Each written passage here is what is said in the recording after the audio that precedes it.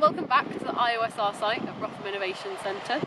You can see the field crop that we pointed out to you last time has moved on quite a lot since we were last here. It was drilled in mid-August and has escaped most of the flea beetle pressure that's damaged a lot of the site.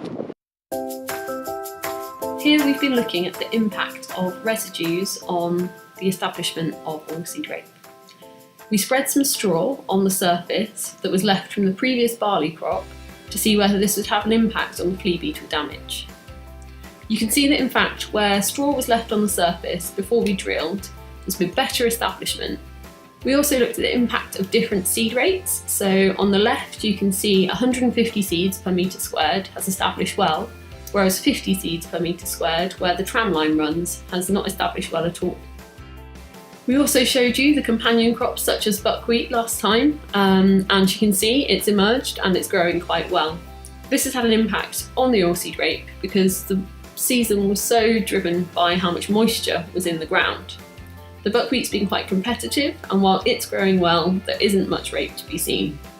We also looked at mustard, which we had in the rows in our trials last year, and this year we're looking at having it growing in between the rows of oilseed rape, so that the competition isn't so great.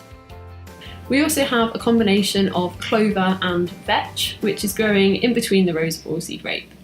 This will remain in the crop through the whole season, and once harvest has happened, it will stay there and be fixing nitrogen as a cover crop throughout the autumn.